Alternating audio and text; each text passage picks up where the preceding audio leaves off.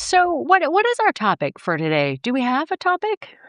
I don't even think we said welcome to, Monsters of Curiosity, so No, we are we didn't. even real? Are That's we on? okay.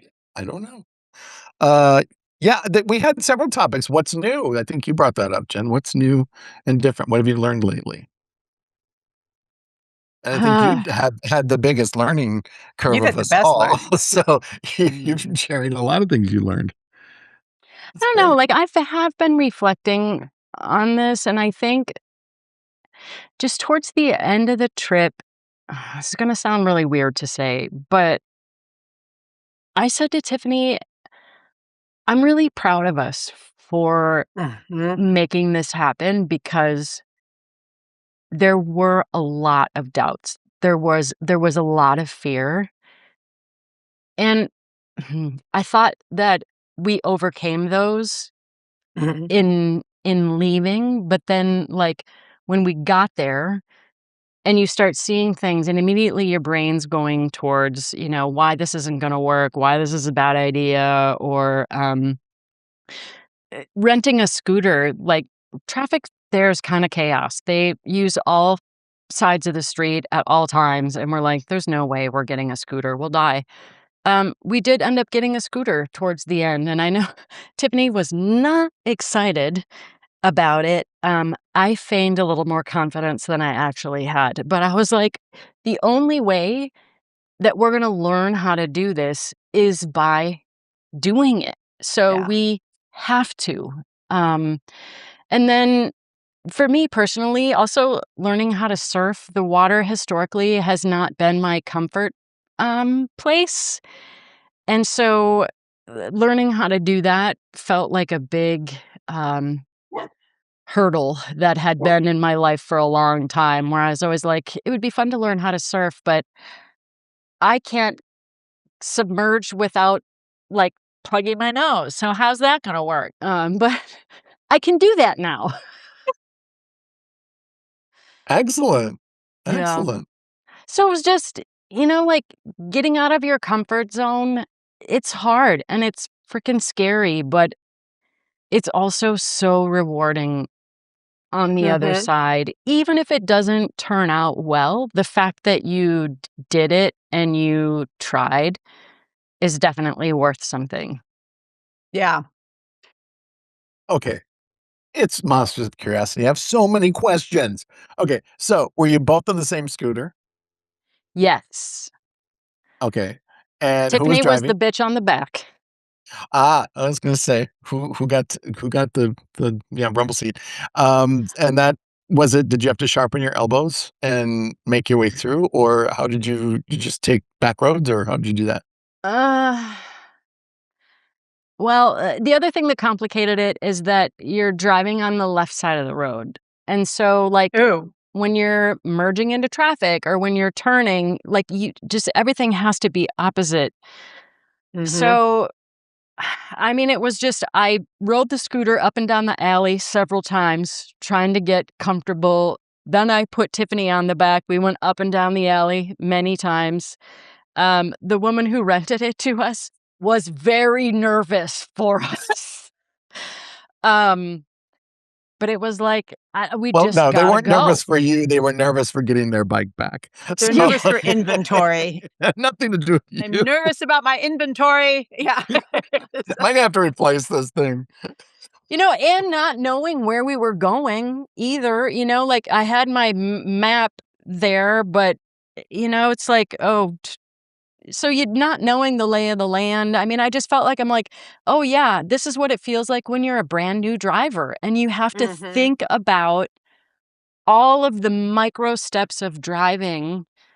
Yeah. Whereas, now you can drive and not even think about the fact that you're Mhm. driving. So it puts you back into that learner's mindset. Yeah. And Helmets or then not? day 2, I was like, I'm getting good at this. A chicken is in the middle of the road, like we're Yes. going, I don't know, 40 kilometers per hour. A chicken with a fucking plastic bag on its head is like, "Ba-ba, ba-ba, ba-ba," and it's like going in circles. I hit it. I was like, sorry, chicken. I was like, what? are the flipping odds? A chicken with a plastic bag on its head. That tells me that chicken had a wish, actually. Either that, So it's I gotta say, with the bag on it, it was convenient, wasn't it? I mean, the chicken that was in the chicken bag. yeah, that chicken was in process of leaving Yeah. this earth already. So it probably ran across the road simply to say, "This is taking too long. I must Yeah. make it faster." Amazing. So is that what you had for dinner? Good question. Yeah, no, we just kept going. We just kept going. Oh, Don't those look back. Americans. Those Don't look back. Americans. Don't stop. Don't. Yep. Are you sure you're not in no, I'm not gonna go there. That was the right choice. So helmets? After hearing this, Yes. did you wear helmets? Yes. Good, good, That good, chicken learned a lesson about helmets, should have had a helmet. A plastic bag does not make a helmet. That is not a helmet. No, No. it's not a helmet make. No. Wow. Hey, that's a great story though. See, I'm glad you told us that. Yep. I Yep. remember that. Did you Was hit anything else? yes, we hit 7 other things, Paul. Yeah. Yeah. We had Let 5 me small tell you the children and laws an we old broke on lady a trying to cross the podcast. road. Okay. Oh my god. Yeah, we are not allowed back in Indonesia. Thank you, Paul, Yeah. for bringing that up. Yeah. Yes. Susan, you've been trying to get a word in, and I keep bugging with Yeah. questions, but Susan, No, what no. did so you learn curious. this month? Well, before we get into that, because I'd have to really seriously think about it. You said something, and I think this was on one of your um reels, I think, or I saw it, but it reminded me of it. Some smart person said it. I'm attributing it to you. That Must be true. yeah, where it was, we went over there with the doubts and was like, will this work? Will this work? And I think in one of your reels, you said we have a tendency to say, here's why it won't work first, instead of here's why this will work. And damn the torpedoes for anybody who says otherwise. And I thought that was really interesting and struck home for me. And I swear to God, it was you who said it. Where it's like, rather than this won't work, what will work was I wouldn't say educational.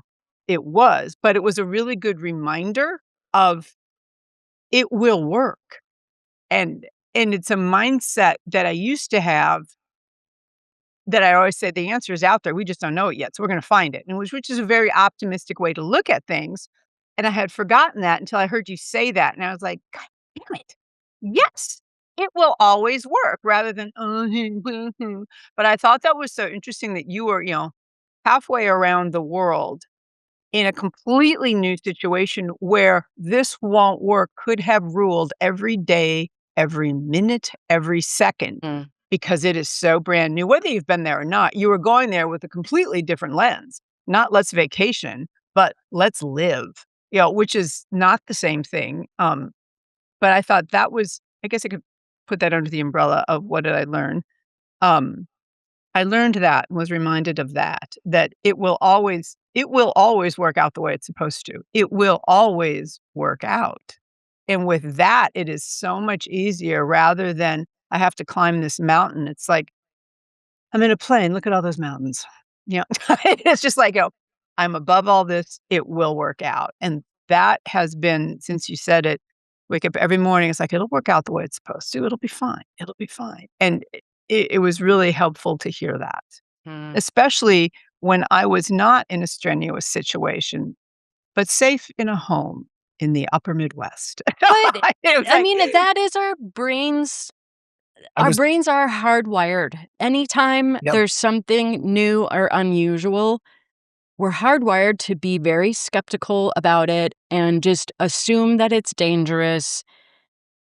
And if you're not aware of that is the natural tendency for yeah, all of our brains, you do just get into, as soon as like you have an idea, you've shot it down 5 different ways yeah, without really giving it a chance. And I think one of the stories that I shared on my reel was what I learned from a friend is her and her husband actually moved to Mexico, they live there, and but they do these regular, like, brainstorming sessions about what they want their lives to be That's like, what it and, was. Yep. um, she would come up with all these great ideas, and, like, they were these joy balloons, and her husband would just be like, "Pop!"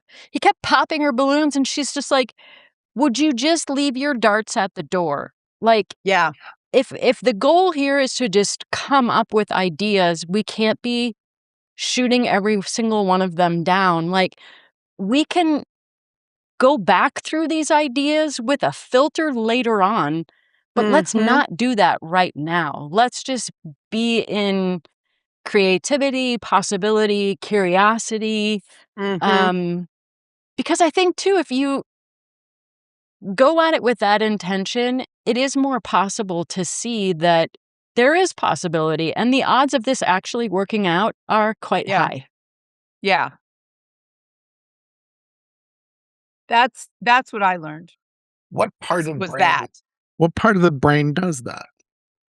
Sneaky Pete, the Yeah. primitive. Very primitive part of us because we didn't is that because we don't have the experience? So we're resistant to anything that is outside, or is it there's something, a degree of chance or risk you can take that doesn't feel quite so scary?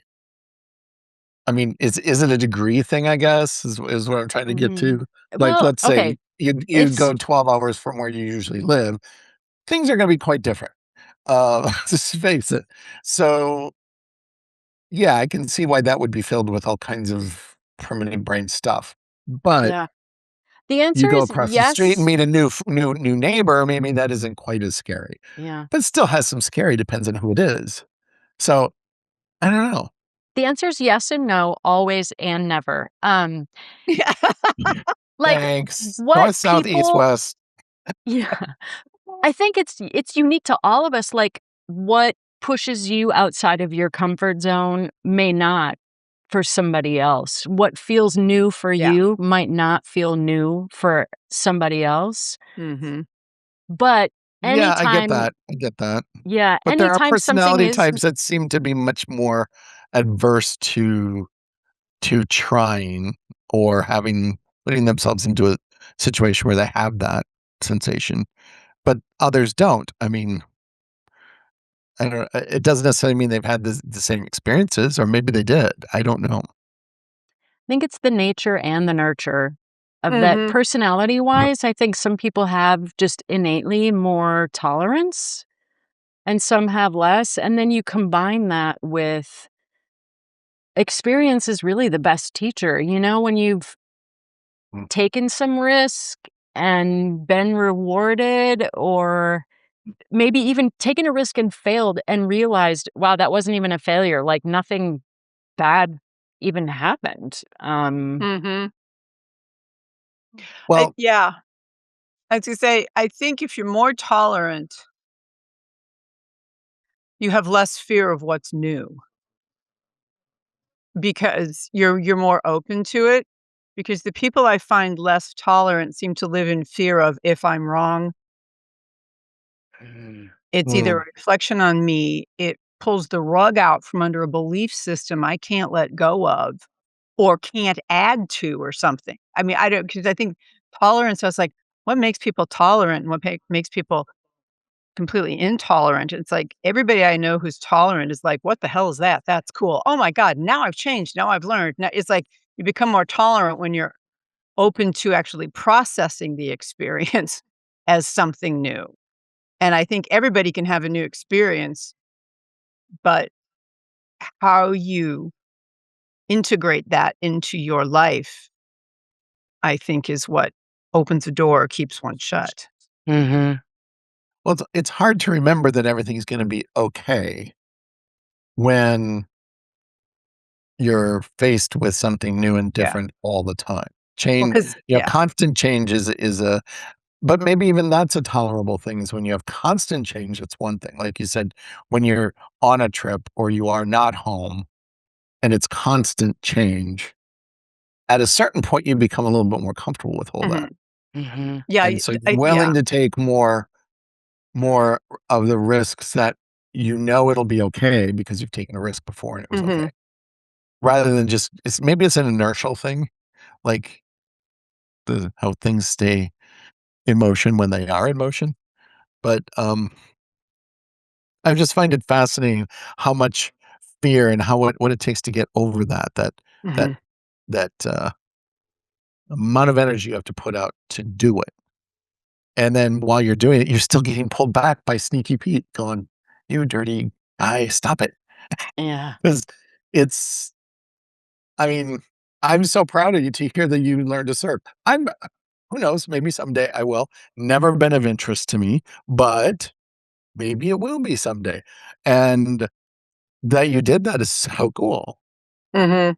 when you had these other concerns, you Yeah. know? I just gotta say, did you get the thing, the nose plugger thing that you put No, on your nose and wear it around and it's flesh color, but, white I flesh color? just ingested a shit ton of salt water.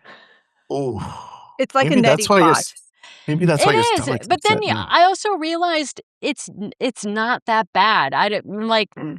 it was not that big of a deal. I don't need to plug my nose anymore, even though I've been doing it for 54 years of my life. Not necessary, Jenny. Was Tiffany with you?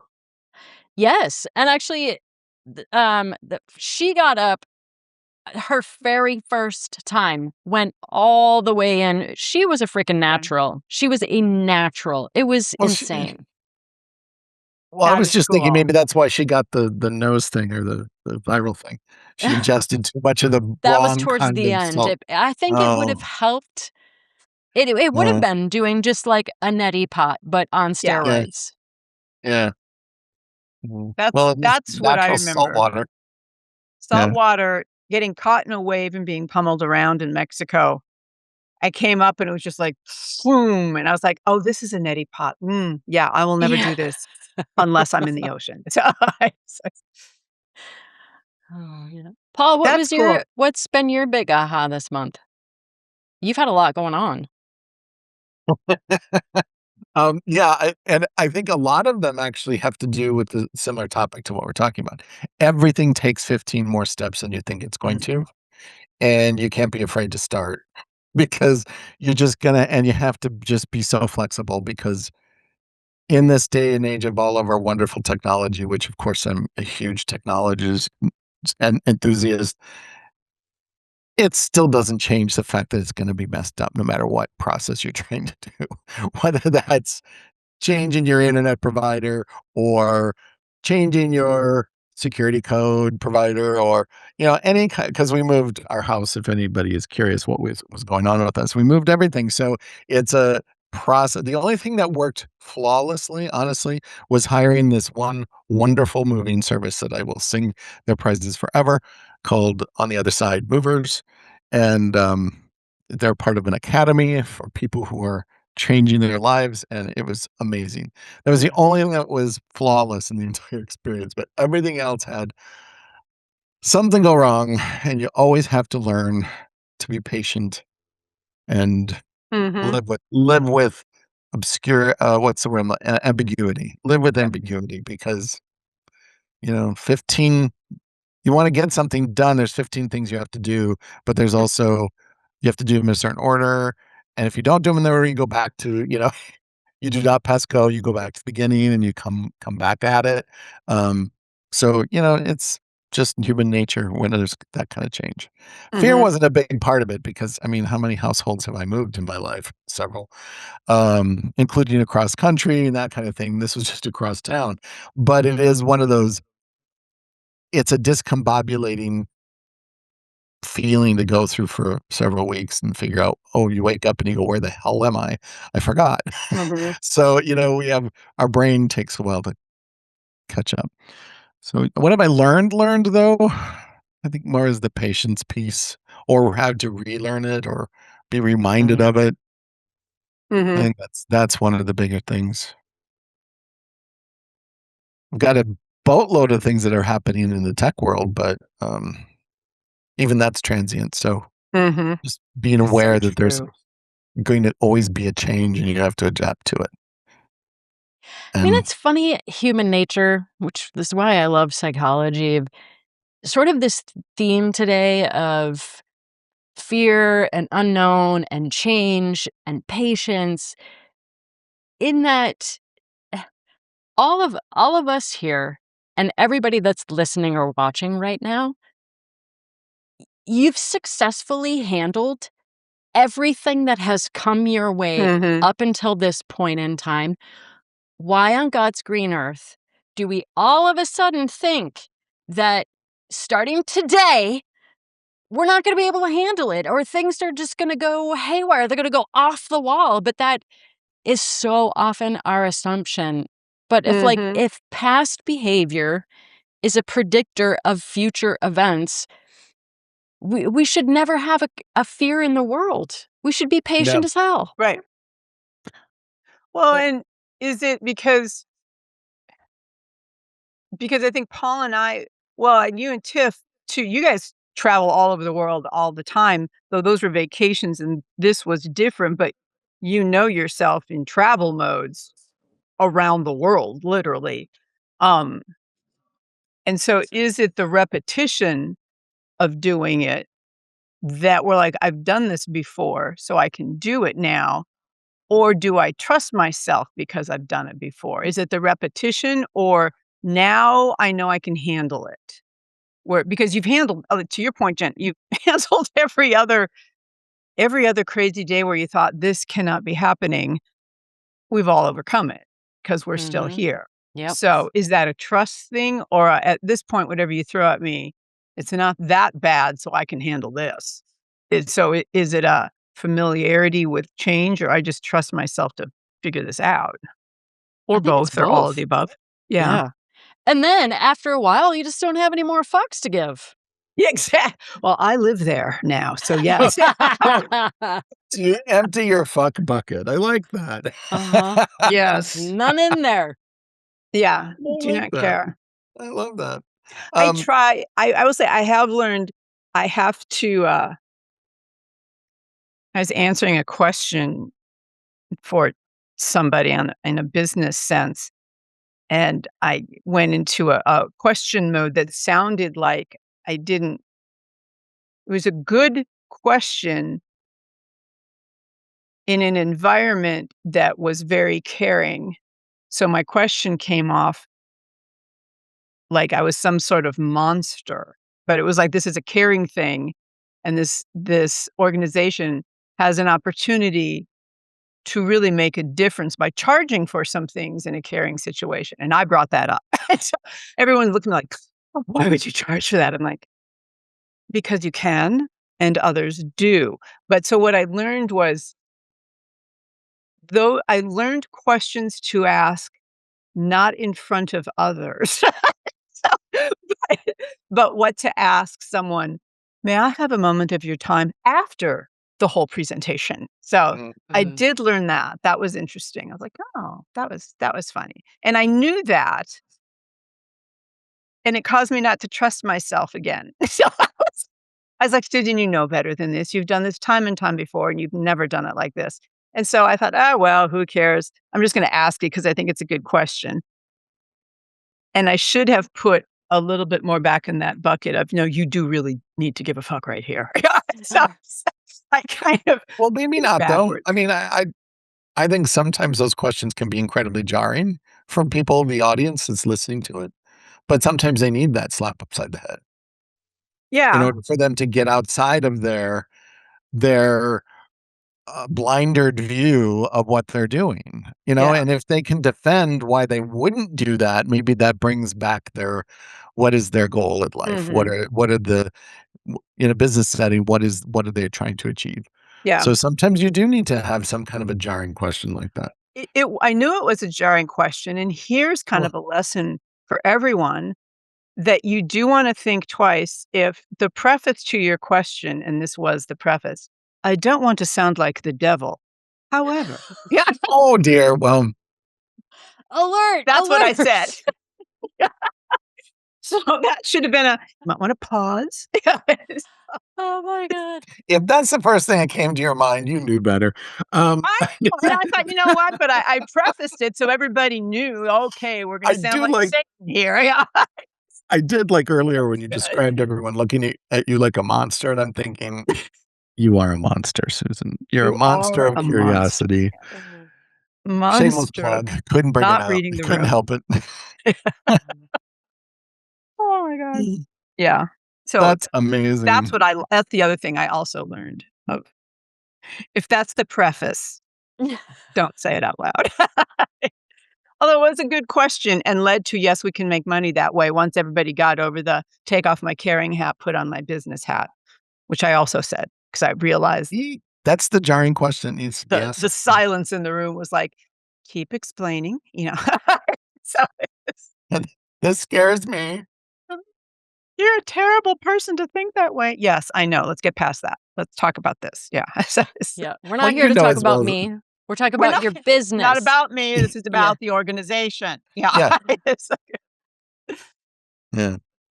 Although I think you may have floated the idea of what you wanted them to think of you as, so with that preface. makes it Uh, so much easier then the next time. The devil's walked in. Yes, I have. Here yes, come the be question. be Yeah. afraid of me. Be very, very So afraid. much easier. So Amazing. much. Well, um, I think we started by asking Jen how that they're back. You're back. Are you aside from the jet lag, does it feel like you're home, or do you feel like your home has now shifted? That's a really good question. At this point in time, I do feel like this is temporary because Mm, I don't know, like I'm settled in, but I'm not gonna settle all the way in because we're very excited wise. to figure out when can we get back out there. Mhm. It's wise. Yeah, Divorcing yourself from a physical location is probably right where you need to be right now. yeah. Mhm. But It's, also when you say that, like, I don't know, this is gonna sound cheesy as hell. Um, Tiffany is my home. And as Yeah. long as I have her, that's home for me. Mhm. So no, wherever no, we are, that is if not we're cheesy at together, all. Well, that's Yeah. I that's think home. I think the Yep. same thing. I think the same thing, and that's why we aren't stuck in one place for the last 35, 40 Yeah. years, Yeah. because you don't have to be. No. You go where that person is. I think that's interesting. That should be a topic for some other time of where is home and at which Yes. stage of your life? Because for me, home never wanted to be here, but the business was here, so it had to be home until technology made it where I could do anything from anywhere. And now that I'm older, home is wherever Eric is and the dog. Some would suggest home is where the dog is and Eric joins us. I was gonna ask if that was which order that was, but that's okay. Ah, But that's because we're looking at other places to now go experience life. And Mhm. geography is like, I wanna go there, I wanna go there, I wanna go there, I wanna go there, and I can stay there and do that. Do you feel like that in your 20s and 30s? Or is your home yeah, I mean, it's just different because you can be a digital nomad. I mean, that would be a real interesting where is home and when, and how mhm. does your age impact that? This sounds like something we need, like, Scott Galloway here for or something because that's way yeah, it is, like but Well, it's I think interesting. we can have a wonderful conversation about it because I think We we Well, can all plug have. him into an AI and say, "You're Scott Galloway. yeah. Comment on Yeah. this." Yeah. And dovetailing into that of how travel has become um more of the norm for people. Like when you think Yeah. of like my daughter Bella, who's 26, like how much she's traveled compared to how much I traveled up Yeah. until her age. compared to my mom versus her Yeah. mom, that generations ago, Mhm. travel was just not as accessible as it is now, Mm-mm. which I think, like your definition of home, it was very geographically Yeah, located, yeah. whereas now, just with the world becoming, I guess, smaller because it is easier to Mhm. travel, there's more exposure Mhm. through television, books, social media to see that there is a big world out there Mhm. beyond where you live. Yeah. Mm, No, I think yeah, because yeah. and that's quite threatening to some people. So we'll have to Mhm. tread lightly in that conversation. But I think we dive right in. I will introduce myself as I may sound like the devil in this, But here we I've go got some again. opinion. but I got a thought here. It's like No, I completely agree with you on that. I mean, I used to travel for a living, so it is that ubiquity of access to travel really does change how you view home, I think, in a big Mhm. way. Yeah. And for some of us, it's travel is just the out and back. And for others of us, it doesn't matter where you are because you really know who you are and you don't need much stuff. That's Right. home. What's the song? Wherever I hang my hat is home. Mhm. So it's like all of us have a different level at which we accept that. Mhm. There are some people, and I'm going to say some birth signs, are very home centric and they really like to have home as a big thing. And when you're Mhm. not like that, it's hard to understand it. Mhm. And when you are like that, you go, "Oh, yeah, that's right. I gotta get out more." So, Mhm. Yeah. there's, yeah. Yeah, that would be a good conversation. Can't wait for it. Mhm. I'm glad you're in one piece, Jen, after hearing about your scooter driving skills. And and that you learned to surf. I mean, that's what do you call that? That's, dude, that's cool. I mean, hang That 10. What are you supposed to say these days? I have no idea. I'm so Yeah, old. that I was gonna say balance, something, but I'll that's just huge. embarrass and age myself. Yeah. Yeah. Well, I think we're sounds supposed to Beach sounds Boys and be proud. So, well, it sounds gnarly to me, so, yeah, Thanks, there we go. dude. yeah. Hang 10, man. I just heard or read that dude is non-gendered. So you're able to say it to everybody apparently, but I feel like dude hey. is non-gendered. If you grew up in Mhm. the '80s and '90s, it's not a Mhm. gendered thing to say dude. Mm-mm. Mhm. Same with Yeah. guys. Guys, Yeah, you guys. Guys is non-gender. Also, why are they I don't it know, this is where my curiosity comes in. Those seem like masculine terms to me, but is that just because 'cause I'm a guy? Maybe. well, historically, like, technically, the way they're defined in a dictionary, but I've also come and this I think is in the queer world, I just like to call everybody girl, Gurl. Even if Girl. you're a boy, I'm Yeah. like, "Girl." Yeah. Yeah. Yeah, but you can't hear spelling, unfortunately. I know, but, in my No, but brain, "Girl." I Girl. think that's true. I think there's a, claiming of phrases that apply to all that I know I enjoy. Yeah.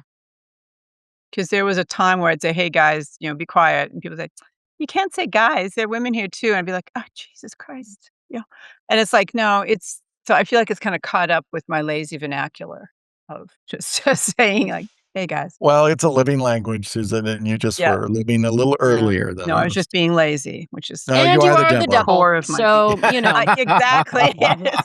I am the lazy devil, which is really quite frightening when you think about it. If I turn this to evil, it's I think devil's pretty lazy. yeah, Otherwise, I think they'd be more successful. true, true. Only think of one person when you say Oh, I know. Uh, Again, I well, brought I'm up glad you guys are back, yes. even though I'm sad because I know the adventure is going to continue. Yeah. Yes, 'Cause to be I thought you continued. guys were gonna not come back, honestly. I thought it was just gonna be, "Nope, we're just never coming back." And I was like, "Good for you." I was just like, "That was." And then it was Bella who said, "No, no, no, they're coming back." And when she was here over the forest, she goes, "Oh, no, they're coming back." I'm like, I said, "No, they're not." Like, I would know more. Of Like, "No, they're course you coming would, back on the Susan. 7th." "No, they're not." And she was like, "No, they're coming back on the 7th." I was like, "Yeah." That was great. So I typical. just a big shout out thanks to both of you for maintaining our publishing schedule for Monsters. Mhm. And thank you, Tiffany, for being sick and on the road and Mm. still getting it out. You are amazing. So Yeah. Welcome. thank you. Big shout Mhm. out. Woohoo. Mhm. So, Have we and that I that you actually stayed on the back of the scooter with Crazy Driver. I'm impressed as all hell. I think body helmets would be That's a thing trust. over Yeah, there. Yeah. yeah. All right, well, Oh, we got till hung up next time. there for a bit. Now we'll see you next week. Okay. Bye. Bye, girl, bye. Girl. Before you go, a friendly reminder that the people on this podcast are curious, not certified. Nothing you just heard is professional legal, financial, or business advice. It was a conversation, a good one, but still just a conversation. And if something they said makes you want to rethink your entire business model, maybe you should sleep on it first and then call someone with a license. The hosts bring the ideas and you bring the judgment. And if it all works out, they'd love to hear about it. If it doesn't, well, then they've never met you. All content is copyright Monsters of Curiosity and may not be reproduced or distributed without permission.